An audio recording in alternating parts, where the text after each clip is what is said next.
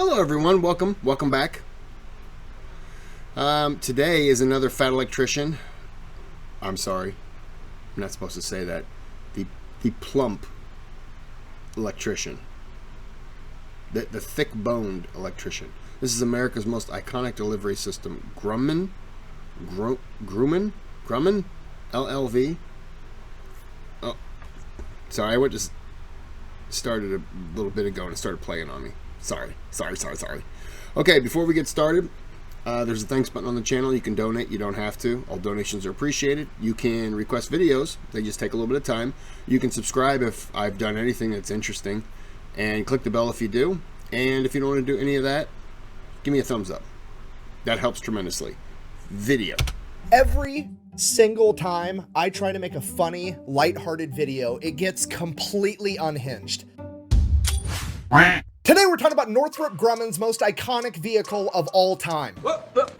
Every aviation nerd just sat forward in their chair because if I don't pick their favorite Northrop Grumman plane, they're gonna roast me in the comments section. Because if you don't know, Northrop Grumman is a defense contractor primarily known for making warplanes, and they've created some of the most iconic and effective warplanes the world has ever seen. Some of those planes include the F-4F Wildcat, the F-6F Hellcat, America's gun with wings, the A-10 Warthog, the B-21 Stealth Bomber, and its replacement, the B-21 Raider. But all of these pale in comparison to Northrop Grumman's most iconic and durable vehicle of all time. A vehicle that was designed to perform its tasks swiftly, despite snow or rain or heat or gloom of night. The LLV, the long life vehicle, aka the mail truck. You're not serious.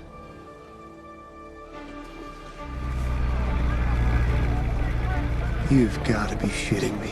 I shot down 3 MiGs on one of those. Yeah, the same people that made like half the planes in US military history also made your friendly neighborhood mail truck. I can only imagine that the US Postal Service put out a memo like, hey, we're looking for a vehicle to help deliver packages, and the US government was like, oh, package, payload, potato, same thing. Call up Northrop Grumman. They're really good at delivering that type of stuff. Okay, Northrop Grumman's used to putting warheads on foreheads. Sounds legit. Now they're putting parcels on porches. It's the same thing. Now all I need is for Lockheed Martin to start making action figures and my life will be complete. You put munitions, chips, and toys? Standard issue is insufficient. Okay, all jokes aside, I'm actually legitimately upset that this thing is named the LLV. I mean, it's made by Northrop Grumman, the makers of the F-4F Wildcat and the F-6F Hellcat, and you didn't name this the Mail Cat? Are you fucking kidding me? Did you forget to do the ad? No, I did the ad. Thanks for finally being in a YouTube video with a shirt on for once. You're welcome. Nice thong, Borat. This video is brought to you by Zydax. Custom gaming PCs. They're all made right here in America with American tech support. They can do any type of customization you want, or they have pre-built ones ready to ship right now. And then we have one of our... Sorry, that was good. Nice thong, Borat. I don't know where this ad ends, so we're just gonna roll with it. I'm sorry. Zaka Life Recovery Balm. It's made right here in America, and it's the best thing I've found for aches, pains, and athletic injuries. It blows every other topical treatment I've ever tried out of the water. I'm gonna have both those sponsors and discount codes linked down below. Let's get back to the video. So after finding out that the mail truck that I've grown up with my entire life was actually made by Northrop Grumman, I decided, hey, I'm gonna make a video on this. This is gonna be hilarious. It's gonna be lighthearted. It's gonna be funny. It's gonna be great. So I started looking up the specs. I started looking up the history, how this came to be, and then I asked myself one simple question. Wait a minute. Why on earth is a defense contractor making this little tiny car when an automotive contractor probably could have done the same thing better and probably cheaper? And per usual, to absolutely nobody's surprise, it's because once again, the government ruins everything. Yes, we do. All right, so let's take it from the top. Once upon a time in 1775, the United States Continental Congress says, hey, delivering mail is super duper important because we don't have email and phones and telegraphs yet, and delivering letters is the only way that we can communicate. So we need to establish a post office, and we're going to take one of our smartest founding fathers, Benjamin Franklin, and make him the first postmaster general to figure this entire thing out. Then the government pretty much immediately decides, hey, we want this to kind of be a government agency, but also we don't want to have to give it any tax money to be able to run itself. So what we're going to do is we're going to make it a legal monopoly. We're going to go ahead and say that the U.S. Postal Service is the only entity that is legally allowed to deliver the mail. That way, the U.S. Postal Service is going to be guaranteed to get 100% of the business, so they're going to have enough money to be able to fund themselves and not have to rely on taxpayer money. And this is still going on to this day. This is a legally recognized and regulated monopoly. Buh! What about FedEx and UPS? Buh! That's actually a good question out of you for once. So the monopoly only applies to like letters and mail and shit like that. Packages are technically different and there's allowed to be commercial competition there. That's why UPS and FedEx primarily only deliver packages. Now I say usually because there is an exception that if you have something of vital importance that needs to be like overnighted to somewhere immediately, you are allowed to use FedEx or USPS to ship that if it's of vital importance. And I know what you're thinking, it seems like there's a pretty big gray area there. I mean, who sets the criteria as to whether or not something is important enough to violate the US Postal Service's legal monopoly and be able to use FedEx or UPS to send a letter or an important document? Well, obviously that would be the US Postal Service's in-house federal law enforcement agency, the Postal Inspectors. I'm not shitting you. The mailmen have their own federal law enforcement agency. I had no idea.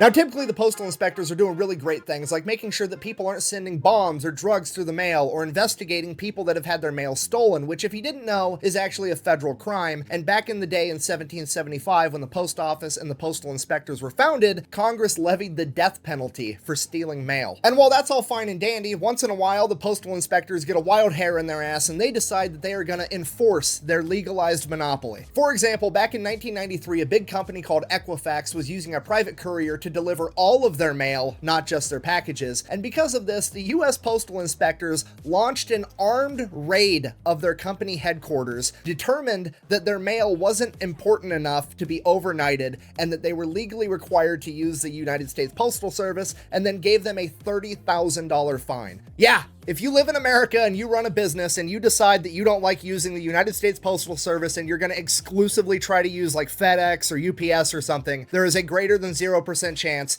that armed mailmen in body armor will show up to your headquarters and raid your business, tell you that's illegal, and then give you a fine. Okay, do I want to talk? Yeah, I didn't know that, and that's crazy. And I don't know what else to say to that because that's ridiculous. The armed bodyguard, bulletproof vest. Wow, not even the same thing. And like that's just amazing to me. Amazing in the ridiculous aspect. I hope I'm not paying for that. I'm sure I am somehow. Yeah, when I buy stamps, of course I am. Shit right now because that seems absolutely insane and ridiculous? Yeah, a little bit. Am I gonna? Absolutely not, because they know where I live, okay? I didn't know they existed until yesterday, and already Special Forces mailman is on the top of my list of people I'm not gonna fuck with. So everybody kind of already knows that being a mail carrier is a government job, but most people don't understand to the extent that the US Postal Service is its own government entity, so much so that it necessitates its own federal law enforcement agency. So going back to the Grumman mail cat and the actual physical transportation of the mail, it always just kind of went with the times. Back in the 1700s when they were founded, it was delivered on horseback. When cars came out and they became more and more common, the post office began using more and more cars. So the US Postal Service would just acquire whatever cars they needed whenever they needed them, and this went on for decades. But by the 1930s and 1940s, it was becoming a huge issue because the USPS had acquired a ton of different cars. They were all different makes, all different models. They all drove different. They all had different carrying capabilities. They all required different mechanics, different parts. It was a huge logistical nightmare for this enormous fleet of vehicles. As I'm sure you can imagine, it would be like 100 times easier if all of the vehicles in the US postal fleet were the same exact thing and all had the same capability, requiring the same replacement parts, the same type of mechanics, and you could teach all the postal carriers how to drive one vehicle and one vehicle only. So at the end of World War II, with hundreds of thousands of Americans returning home and looking for jobs, the United States Postal Service recognized recognized a very unique opportunity with the Willys Motor Company Jeep. Because the Jeep was being used by the US military, there was already a ton being manufactured, and a lot of the people returning home from the military already knew how to drive it. There was a ton of people qualified to work on them mechanically, and there was a ton of excess parts around. And with the military downsizing, there was a huge surplus of them, so it was a perfect fit in pretty much every way. It is a rare case of the government doing something 100% right, and the United States Postal Service adopted the Jeep as their primary vehicle. And that worked for like 40 years, but as the US got bigger and bigger with more and more people, and people started sending more and more mail and more packages, the capacity that the Jeep could hold simply wasn't enough, and the United States Postal Service wanted something that was capable of carrying more mail. But you have to remember, this is a government agency, and they can't do anything simple when it comes to getting new equipment, so they can't just go over to like Ford or Chevy and be like, hey, build me a new mail truck. No, they have to figure out the exact specifications that they're looking for, and then they have to send it out to all the government contractors so that they can all put a bid in on it. That way the government contractors can come in, do the exact bare minimum, and make a ton of money. I mean, let's just look at the LLV, for example. They wanted this thing to weigh a maximum of 3,000 pounds. Guess how much it weighs? Exactly 3,000 pounds. They wanted it to be able to carry a minimum of 1,000 pounds. Guess how much it can carry? Exactly 1,000 pounds on the dot. They wanted it to be this tall, this wide, this long, and Grumman came along and said, dope, I'm gonna make a metal fucking rectangle exactly that size, throw an engine and some wheels on it, and call it a good day. They literally made a mobile filing cabinet, which, to be fair, in hindsight, after serving in the military, I should have been able to recognize that the mail truck that I grew up with was absolutely a military-grade piece of equipment built by the cheapest bidder. I mean, this is what I drove in the military, the Humvee ambulance, and I mean, the similarities are there. I mean, they both look like the blueprints for them were drawn by a third grader that didn't know how to draw a car yet, and then the 3D renderings were made out of fucking Legos. Now, to be fair though, while I have driven the Humvee ambulance and it's a miserable experience, I've never driven a mail truck, so I don't actually know what that's like. So I turned to the internet because surely some mailman has written something somewhere on the planet that is going to tell me what that experience is like, and here's what I found. Quote, regular driving around town was pretty bearable, but driving the LLV on the highway shouldn't even be legal. I've had to do it a few times, and those times were probably the most terrified I've been while operating any motor vehicle. Riding a motorcycle over 100 miles an hour? No problem. Merging onto the highway in a mail truck? You couldn't pay me to do it again. The sluggish acceleration, deafening noise, and harsh vibration were all bad enough, but knowing the body of the vehicle would crush like a soda can in an accident is what made it such a frightening experience. Nope, I was right, because that is to a T what it's like to drive a military ambulance. I got one of those things going 75 one time thanks to an enormous hill, and it felt like I was re-entering the Earth's atmosphere as everything that wasn't strapped down rattled out of place and started falling to the floorboard. Now, I don't know this for certain, but driving a Humvee or an LLV really fast kind of seems like anal beads, you know? The faster you go, the bumpier it gets, and if you go too fast, there's gonna be shit everywhere. What did he just say? Brian, this does not seem appropriate to watch in front of the baby. Now, to be fair to the Grumman male cat, is it a turd? Absolutely, but it is really tough. Because here's some of the testing criteria the LLV had to be able to meet before it would be adopted as the USPS postal vehicle. We have drive 5,760 miles at 55 miles an hour with 0 malfunctions and 0 broken parts. Drive 11,520 miles at 45 miles an hour on gravel with 0 malfunctions and 0 broken parts. Drive 2,880 miles, stopping every 250 feet, accelerating to at least 15 miles an hour in between stops with 0 malfunctions and 0 broken parts. Drive. That last one seems more like what the mail carriers around me do. You know, they stop, unload, stop, unload, because they just drive mailbox to mailbox. And if you're one of the people who has a mailbox on your house and not out by the curb, oh, they hate you. But they really hate when they're, well, I shouldn't, you know, I take that back. If there's a vehicle parked close enough to your mailbox, well, you don't get mail that day. Because they drive around, they're not getting out. If they can't pull up next to it and pop it in there, well, see you tomorrow. Hope it wasn't an emergency. 960 miles on cobblestone, 0 broken parts, drive 960 miles over potholes, ensuring that every single wheel hits the pothole at least 35,000 times with 0 broken parts. To accomplish that, they took a Chevy S10 chassis, shortened the wheelbase so it could have a tighter turn radius, and then made the entire body of the vehicle out of aluminum so it couldn't rust. So at a minimum, at least it's tough. Despite the fact that it is really tough, it is finally... Wait a minute, they took a Chevy base? They didn't just use their own or some kind of...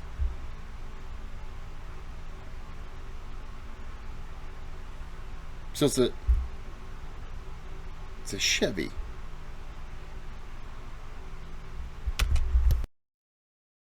time to start replacing the United States Postal Service carrier vehicle because, well, the engine that they put in these things is an engine from the 1970s known as the Iron Duke, and this bad boy's getting like 9 miles to the gallon. This is the same engine they were putting in the Cavalier and the Trailer Park Ferrari back in the day. I mean, the Pontiac Fiero. Don't laugh, the Pontiac Fiero is high-class white trash, okay? The only thing cooler than that when I was growing up was the 2002 Dale Earnhardt Edition Monte Carlo. Sorry, I'm getting distracted. The main problem with the LLV is the gas mileage, okay? Because it only gets 9 miles to the gallon, you have to realize this is like the biggest fleet of vehicles that the United States has. There's over 140,000 of these things, meaning that for every single penny that gas prices go up, the U.S. Postal Service has to spend an additional $8 million on fuel alone. And this is the part where you're like, oh, America's capitalist, that's fine, that's the cost of doing business, just raise the prices of your services and it's covered, it's no big deal. You would think that, but remember, the U.S. Postal Service is a government-regulated monopoly, meaning that anytime they want to change their pricing, the government has to sign off on it, and the government takes forever to do anything. Another example of this would be like the power company, right? Because you can't shop around for different power providers the same way you look for like an internet service provider or a cell phone provider. You only have one power company available where you live, the same way you only have one post office available where you live. Anytime the power company wants to raise their rates, the government has to sign off on it, and it's a huge deal. Same thing applies to the Postal Service and stamps or anything else. Because of this, they can't effectively adapt and change their prices, so it's a humongous issue. So how do we solve this? Well, there's two options. You could A, get rid of the monopoly that's set in place because it's no longer effective for what it was originally supposed to do by helping the USPS, and now it's actually hindering them more than it's helping because they're no longer able to change their prices to actually be competitive. Or you could B,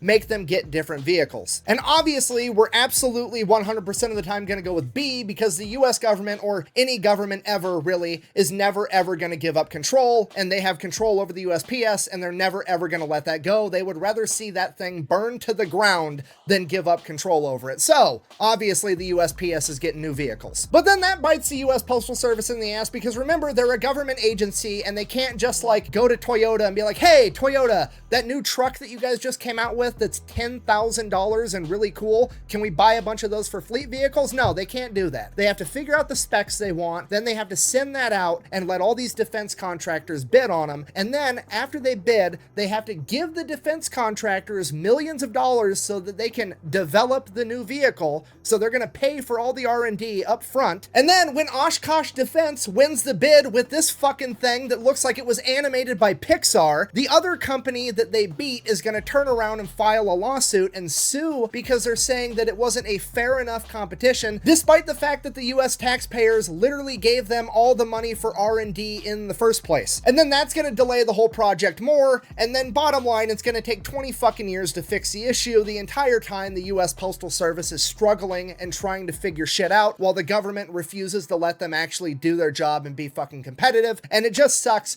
because the US Postal Service is sacred. There's nothing more sacred to society than the mailman. All I wanted to do was have a happy, lighthearted video because I thought it was funny that Northrop Grumman was making mail trucks, and now, after researching it, I'm gonna get upset every time I watch my mail lady deliver the mail because I'm gonna recognize that she's wearing a parka and overalls inside of her vehicle because the heater barely works, because she's driving a 40-year-old mail truck that's a piece of shit because the government fucks up everything they even get near touching. So in conclusion, I guess that's the story of why mail trucks are made by defense contractors, and if you're a mail carrier, I've always appreciated you, but I'm gonna be honest, I have another level of appreciation for what you do because I truly, genuinely had no idea the levels of bureaucratic bullshit that you had to hurdle on your way to get mail into my mailbox, so thank you. Seriously, thank you. Best way to support the channel is go buy some merch. Wow. Sorry, I can't move my image with my software, so you either just have to imagine that it was sexier than the image of me, or it wasn't. Nothing I can do there. Sorry. Okay, hope you enjoyed the video. I certainly did. And, yeah. Well, until next time, have a good day, have a good night.